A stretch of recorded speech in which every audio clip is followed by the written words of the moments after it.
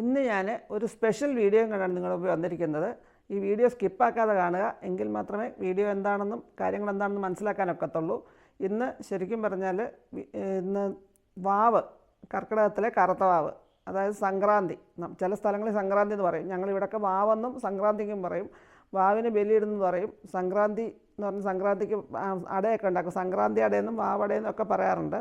അങ്ങനെ അടയുടെ കാര്യം പറയാണ് വന്നത്. അപ്പോൾ അത് പറയുന്നതിന് മുമ്പായിട്ട്, വീഡിയോയുടെ കുറച്ച് നീളം കൂടുമെങ്കിൽ തന്നെയും ഞാൻ പറയുന്നതിന് മുമ്പായിട്ട്, ഈ വാവിനെന്ന് പറഞ്ഞാൽ നമുക്ക് തലേ ദിവസം ഒരിക്കലായിരിക്കും. അന്ന് രാവിലെ കുളിച്ചതിന് ശേഷം മാത്രമേ വെള്ളം കുടിക്കത്തുള്ളൂ. ബലിയിടുന്നവർ ഒരു നേരം അരിയാഹാരം കഴിക്കും, ഉച്ചയ്ക്ക് ഒരു നേരം മാത്രം അരിയാഹാരം കഴിക്കും. അങ്ങനെയൊക്കെയാണ് വാവിന് ബലിക്ക് നോയമ്പ് നിൽക്കുന്നത്. ബലിയുടെ അന്ന് രാവിലെ കുളിച്ച് ശുദ്ധമായിട്ട് ബലിയിട്ടതിന് ശേഷം മാത്രമേ വെള്ളമെങ്കിലും കുടിക്കത്തുള്ളൂ. അങ്ങനെ 2 ദിവസം കംപ്ലീറ്റ് വ്രതത്തിലാണ് ഞങ്ങളിവിടെയൊക്കെയുള്ള ആൾക്കാർ ചെയ്യുന്നത്. ഇന്ന് രാവിലെ ഞാനും കുളിച്ചൊക്കെ ബലിയൊക്കെ ഇട്ടു. ഉച്ചക്കലത്തെ ഊണും കഴിഞ്ഞിട്ട് വൈകിട്ട് നമുക്കൊരു ചെറിയ അടയുണ്ടാക്കൽ പരിപാടി ഉണ്ട്. നമ്മൾ വാവിന് അടയുണ്ടാക്കുമ്പോൾ, അല്ലെങ്കിൽ സംക്രാന്തി അട ഉണ്ടാക്കുമ്പോൾ നമ്മൾ ശരിക്കും നമ്മൾ സാധാരണ അട ഉണ്ടാക്കുന്നതിൽ നിന്ന് ചെറിയ വ്യത്യാസങ്ങളൊക്കെ വെച്ചാണ് ഉണ്ടാക്കുന്നത്. അപ്പോൾ അത് എങ്ങനെയാണെന്നുള്ളത് നിങ്ങളോട് ഷെയർ ചെയ്യാം. അതുപോലെ തന്നെ അട ഉണ്ടാക്കുക മാത്രമല്ല, അട ഉണ്ടാക്കിയിട്ട് അത് കഴിഞ്ഞ് സന്ധ്യയ്ക്ക് വിളക്ക് കൊളുത്തി എല്ലാം കഴിഞ്ഞ ശേഷം മാത്രം വേവത്തക്ക പരുവത്തിലാണ് ഈ അട ഉണ്ടാക്കുന്നത്. വിളക്ക് കൊളുത്തെല്ലാം കഴിഞ്ഞ് വെച്ച് പിന്നെ ഇത് വിളക്കിൻ്റെ മുമ്പിൽ കൊണ്ട് വെക്കുന്ന അട ഉണ്ടാക്കി വിളക്കിൻ്റെ മുമ്പിൽ കൊണ്ട് വെക്കുന്ന ചടങ്ങൊക്കെ ഉണ്ട്. അതൊക്കെ ഞാൻ ഈ വീഡിയോയുടെ അവസാന ഭാഗം ഞാൻ നിങ്ങളോട് ഷെയർ ചെയ്യുന്നുണ്ട്. അതുകൊണ്ടാണ് വീഡിയോ സ്കിപ്പാക്കാതെ കാണണമെന്ന് പറയുന്നത്.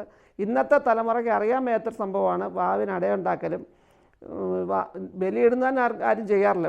മിക്കവാറും തന്നെ ക്ഷേത്രങ്ങളിലും ഒക്കെ പോയാണ് ബലിയിടുന്നത്.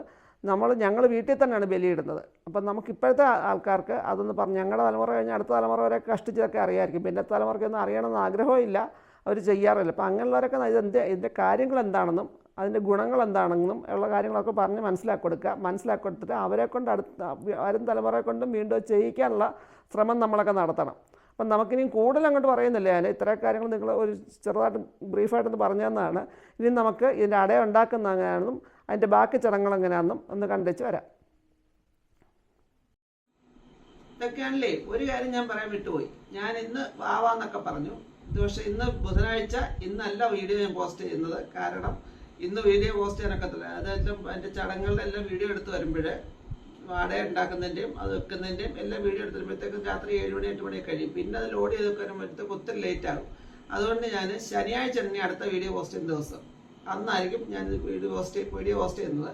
ചടങ്ങുകളൊക്കെ അറിയിക്കാൻ വേണ്ടി മാത്രം ഞാനിങ്ങനെ വീഡിയോ എടുത്താണ്. എല്ലാവരും കാണുക. ഈ വർഷം അല്ലെങ്കിൽ അടുത്ത വർഷമെങ്കിലും നിങ്ങൾക്ക് ഇങ്ങനെയുള്ള കാര്യങ്ങൾ ചെയ്യാൻ പറ്റും. വാവിൻ്റെ അടയെന്ന് പറഞ്ഞാൽ വാവിന് മാത്രമല്ല, അല്ലാത്തപ്പോഴും ഇങ്ങനെ കടയൊക്കെ ഉണ്ടാക്കി കഴിക്കാം. പക്ഷെ വാവിന് അട ഉണ്ടാക്കുന്ന ഒരു പ്രത്യേകതയുണ്ട്. അതുകൊണ്ടാണ് ഞാനിങ്ങനെ വീഡിയോ എടുക്കുന്നത്.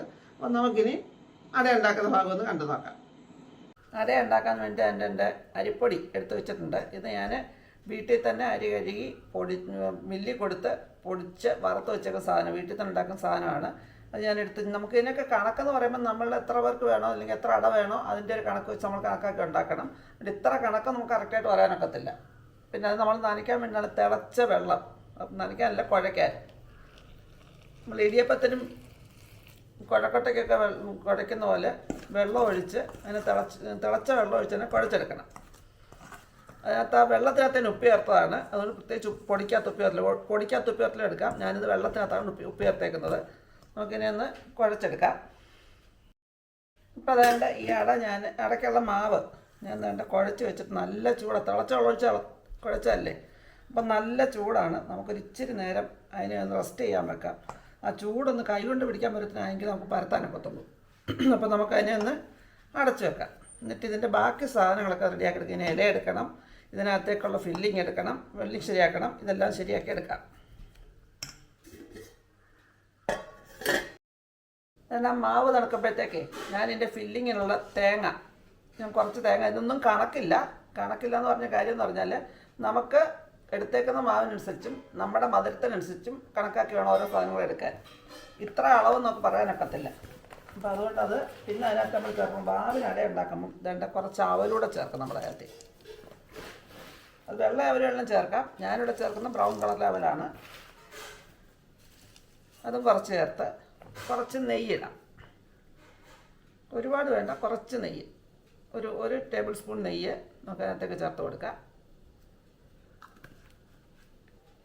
ഇനി നമ്മൾ കുറച്ച് ഏലക്കാപ്പൊടി, ഞാൻ പഞ്ചസാരയും ചേർത്ത് പൊടിച്ച് വെച്ചേക്കുന്ന പൊടിയാണ്. ഒരു മണത്തിന് മാത്രം ഏലക്കാപ്പൊടി, അത് ഓപ്ഷണലാണ്. പിന്നെ അതാണ് നമ്മൾ ചേർക്കുന്നുണ്ട്, ഇത് കണ്ട എള്ള്. ബലിയുടെ എന്ത് കാര്യം, മാവും ബലിയായിട്ട് ബന്ധപ്പെട്ട എന്ത് കാര്യമുണ്ടെങ്കിലും ഇച്ചിരി എള്ള് അതിനകത്ത് പ്രധാനമാണ്. കറുത്ത എള്ള് തന്നെ വേണം താനും. ഇനി നമ്മൾ ചേർക്കുന്നത് ശർക്കരയാണ്. ഞാൻ എൻ്റെ ഇവിടെ ഡബിൾ ഹോഴ്സിൻ്റെ വേറെ മാറിയെടുക്കാറുണ്ട്. ഡബിൾ ഹോഴ്സിൻ്റെ ശർക്കരയുടെ പൊടിയാണ്. വെള്ളം ഒട്ടും ഒഴിക്കരുത് ഇതിനകത്തിൽ. ശർക്കര ചീകിയിട്ട്, ഉണ്ട ശർക്കരയാണെങ്കിൽ ചീകിയിട്ടെടുക്കണം, അല്ലെങ്കിൽ ഇതല്ലാതെ ഇങ്ങനെ എടുത്ത് ആവശ്യത്തിന് മധുരത്തിന് നമുക്ക് മിക്സ് ചെയ്ത് നോക്കിയിട്ട് മധുരം കുറവാന്ന് തോന്നുന്നു, കാണുമ്പോൾ മധുരം കുറവാന്ന് തോന്നൽ വന്നാൽ ഇച്ചിരി നമുക്ക് ചേർത്ത് കൊടുക്കാം. നമുക്ക് ഇതിനെ എല്ലാം കൂടി മിക്സ് ചെയ്തെടുക്കാം. ഇപ്പോൾ നമ്മൾ തേങ്ങയും അവലും ശർക്കരയും ഇച്ചിരി നെയ്യും എള്ളും എല്ലാം കൂടെ ചേർത്ത് നമ്മൾ കുഴച്ച് വെച്ചിട്ടുണ്ട്. കണ്ടിട്ടൊരു മധുരമുള്ള ലക്ഷണമാണ്. നമുക്ക് ഇങ്ങനെയൊക്കെയുള്ള സാധനം ഉണ്ടാകുമ്പോൾ അതിൻ്റെ ടേസ്റ്റ് ഒന്നും നോക്കാനൊക്കത്തില്ല. ഇതെല്ലാം ഉണ്ടാക്കി കഴിഞ്ഞാൽ ഫസ്റ്റ് കഴിക്കുന്ന സമയത്ത് മാത്രമേ ടേസ്റ്റ് നോക്കാനൊക്കത്തുള്ളൂ. ഇനി നമുക്കിതിനെ ഒന്ന് പരത്തി തുടങ്ങാം. അതിനായിട്ട് ഞാൻ ഇവിടെ ഇല വാട്ടി വെച്ചിട്ടുണ്ട്, വാഴയില വാട്ടി വെച്ചിട്ടുണ്ട്. അതിനകത്തേക്ക് നമ്മൾ കുഴച്ച് വെച്ചിരുന്ന മാവിനെ അങ്ങോട്ട് പരത്തി കൊടുക്കാം. പരത്തുമ്പോൾ നനവ് കുറവെന്ന് തോന്നിയാൽ കയ്യിൽ ഇച്ചിരി വെള്ളം മുക്കിയിട്ട് നമുക്കിങ്ങനെ പരത്തി കൊടുക്കണം. നല്ല കനം കുറച്ച് പരത്തി കൊടുക്കണം.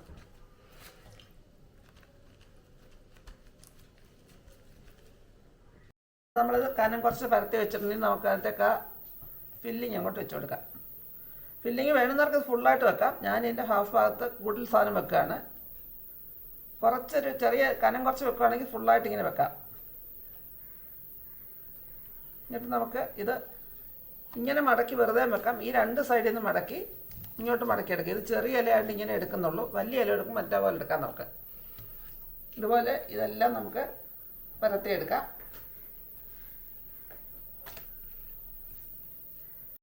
ഇതിൻ്റെ സൈഡ് മടക്കുന്നത് അറിയാൻ മേത്തർക്ക് വേണ്ടിയാണ്. പലർക്കും അറിയാതിരിക്കും. ഇപ്പോഴത്തെ പുതിയ തലമുറകൾ ഇതൊന്നും അറിയാൻ മേത്ത്.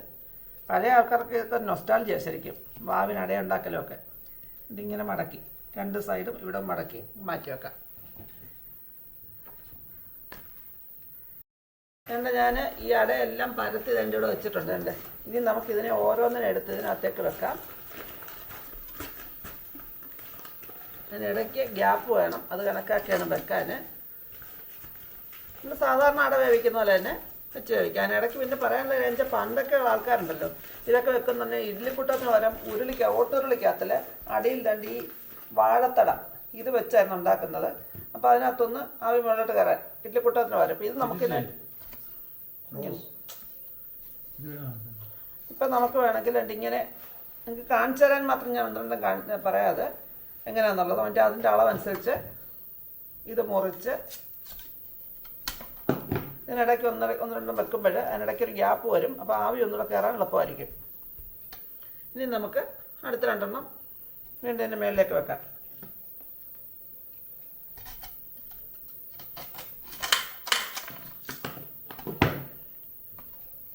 ഇത്രയും കാര്യം വിശദമായിട്ട് പറയുന്നുണ്ട്. വീഡിയോയ്ക്ക് ഇച്ചിരി നീളം കൂടുന്നത്. ചില വീഡിയോസ് എടുക്കുമ്പോൾ അങ്ങനെ നീളം കൂടാറുണ്ട്. കാര്യങ്ങൾ വിശദമായിട്ട് പറയുമ്പം മനസ്സിലാകത്തക്ക രീതിയിൽ പറയണ്ടേ.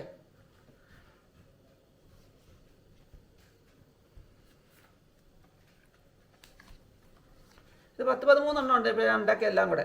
ഇതിൻ്റെ ഇടയ്ക്ക് കൂടെ ഗ്യാപ്പുണ്ട് ആവി കയറി വരാൻ വേണ്ടിയിട്ട്. ഇനി നമുക്കിതിൻ്റെ മേളിൽ വീണ്ടും ഒരു തണ്ടോടെ വെക്കാം.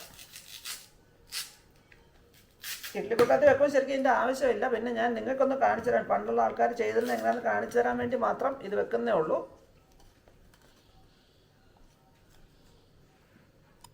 അതാണ്ട് ഇതെല്ലാം ഞാൻ അതിനകത്ത് വെച്ച് ഇനി നമുക്കിത് ശരിക്കും കവർ ചെയ്ത് വെക്കണം.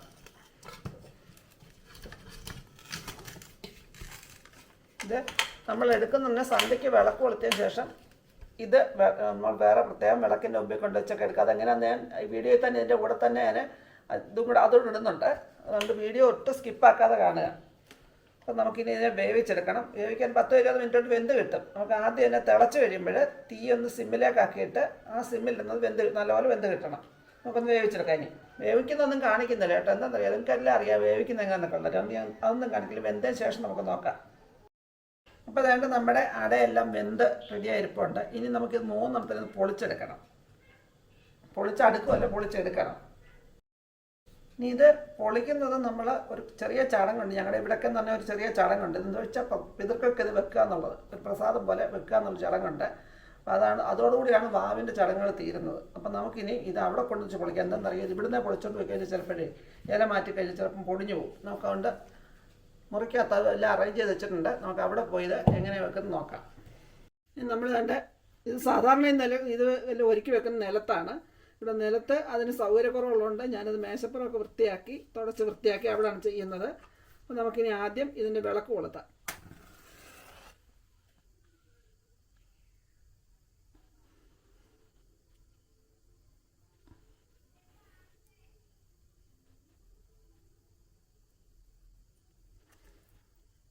ഇനി നമുക്ക് ഈ ചന്ദനത്തിനെ കൂടെ കൊളുത്താം. തൊണ്ടയ്ക്ക് ഭയങ്കര കിച്ച് കിച്ച്.